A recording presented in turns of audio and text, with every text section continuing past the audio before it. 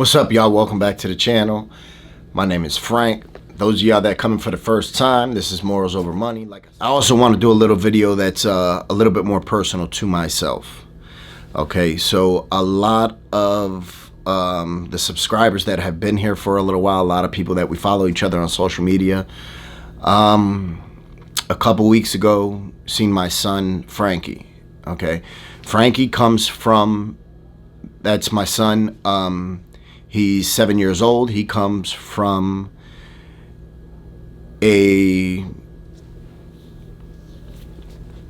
so I had Frankie before me and Rachel got together. A lot of people don't know or don't really understand the dynamics of that. I have two children prior to meeting Rachel and me and Rachel getting together and getting married. Some of y'all have seen him in the video in a post that I made, a couple weeks ago. Frankie lives with his mother. He lives, probably about a half an hour, 45 minutes away from me. I see him basically at the disposal of his mother. Whenever his mother maybe needs a babysitter or whatever it might be, that's when she allows me to see him. We went to court. We had custody papers drawn up where I would get him for 2 weeks. She'd get him for 2 weeks. And things were going well with that for a couple years. And then she got a new boyfriend. Once she got a new boyfriend, things took a left turn. She wouldn't allow me to see him. And we went almost a year without seeing him, And I say we because Rachel has helped me raise him. The girls, Major, Mercy, the Maritza, those are all his siblings also. And it sucks having to go through that. And she changed their number. And mind you, this is all through the while this is all also while COVID is going on. So custody wasn't, I guess, deemed as an emergency during COVID, I guess you could say. So we had a custody hearing scheduled. She would postpone it. Now, mind you, when I go file custody, when I go file paperwork to modify our custody agreement or to hold her in contempt for not allowing me to see my son, which is basically contempt is she's breaking the judge's orders by not allowing me to see him, which she has done numerous times over the years. So that takes a while to get that court date. If I go file today, I'm going to get a court date for about 2 months away, right? So then she postpones the hearings. The next court date I'll get will be 3 months away. And, she did that twice. And then over COVID, or because of COVID, the courthouse was closed down, right? So it's put a huge burden and strain on me getting to see my son, which it's horrible. It sucks. That's my son. That's my first son. That's my oldest son. Love him. I miss him, along with his sisters, and Rachel miss him and love him. So the first time she let me see him was probably about 2 months ago. A matter of fact, it was in August. It was like 2 weeks before his birthday, and just out of the blue, she called me like nothing and was like, "Do you want to see Frankie?" I said, "Well, of course," And I asked her, I was like, "Well, what about this past whole year that you've just been keeping him from me, denying me phone calls?" I'd call her, she'd change her number, I'd text her, all that type of stuff. And she just act like it didn't happen, So I got to see him, kept him, at my house for a couple days. Then he went back to his mother's house, and I was supposed to pick him back up for his birthday, and she never let me see him again. Then passes about 2 months. I get a call, and it's my son. He's asking me, he said, "Dad, could I come over?" Of course, so I leave the shop quick, go pick him up before she decides to change her mind, right? And I get him, and we're talking, and I just said, I just said, look, Papi, I love you. I'm sorry that I don't get to see you as much. Mind you, I'll never, regardless of how I feel about her, I would never, to my son, talk bad about his mom. That's his mom. I'm not going to do that. And I don't allow anybody else to do it. In our house, we have a blended family. So, listen, we got, daughter's mother over here, a father's mother over here. We got the girl's father. We make it a point to never talk bad about the other parent, just because we don't want our kids. First of all, we don't want their feelings to be hurt. We don't want them to be torn. And regardless of my feelings about his mother or lack thereof, that has no bearing on me being a father and my relationship with him, right? And he said something, and it made me feel good, but it also sort of broke my heart at the same time. He said, Daddy, my mom's not going to keep me from you anymore. My mom is going to allow me to see you and my brother. And in one instant, I was like, okay, he understands that it's his mother keeping him from me, and it's not me not wanting to see him.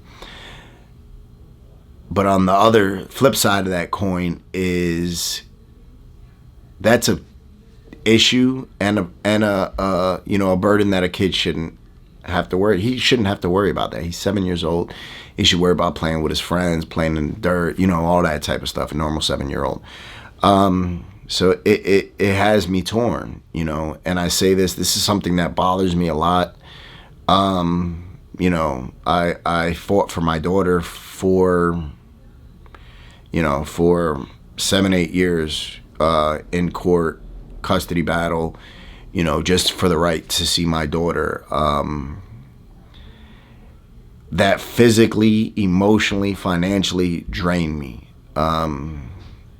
It's one of the worst things that I've ever had to experience or endure is a custody battle, fighting to see your child for no other reason than the other parent wanted to use that child as a pawn. I hate to see that. We see that so often in society, where mothers will use the child, fathers, and guys, we're guilty of that shit too. There's fathers out there that do that same thing. And it's horrible. It's horrible. It's horrible. And I tell his mother, I said, look, she has 3 children to 3 different fathers. She's with none of the children's fathers. So I said, look, you have other children, and her son's father doesn't play a role in his son's life at all. And I said, here you have me. I pay you child support every month. I go above and beyond for my son, and you still deny me to see him. I said, you have somebody that's willing to bend over backwards to be in his son's life, to be a father, and you're denying me that. Why? I always hope that my children's mothers, that they would have find relationships, strong, healthy relationships with awesome men, so that my children can have 2 good father figures, right? I've never been that type of father that is jealous if my ex goes and gets another boyfriend and there's another man around my child. I don't never get jealous. As long as it's a good man,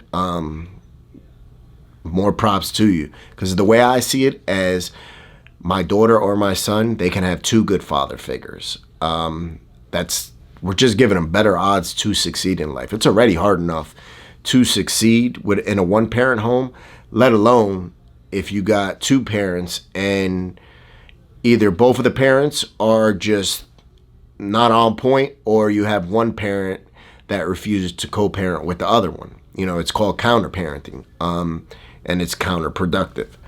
So anybody out there watching this video that you have children that you're not with the child's father or mother, listen, the goal is to give your child the best foot forward in life, right? The best chances at succeeding. It's already hard enough for a child to succeed in life, or an adult for that matter.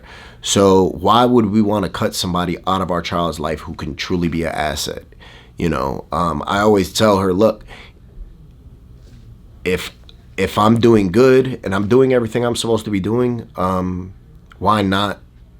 Why would you not want your child to have that in their life, right?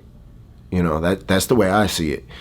If the child isn't in danger at the other house, if it's not being neglected, abused, anything like that, we should be able to put our feelings to the side and do what's best for the child, right? Some people truly can't do that, and it's a shame, because at the end of the day, the child ends up, paying the most. The child ends up feeling neglected, feeling, torn between the two parents, all that type of stuff.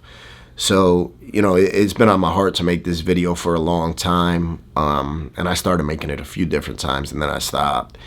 And it's just been on my heart to do it. A friend of mine called me. He's in the same situation, and he's like, look, I just need some advice. And I said, I know for a fact that there's so many other fathers out there that need that same advice, that are in that situation that I'm in, that I have been in prior.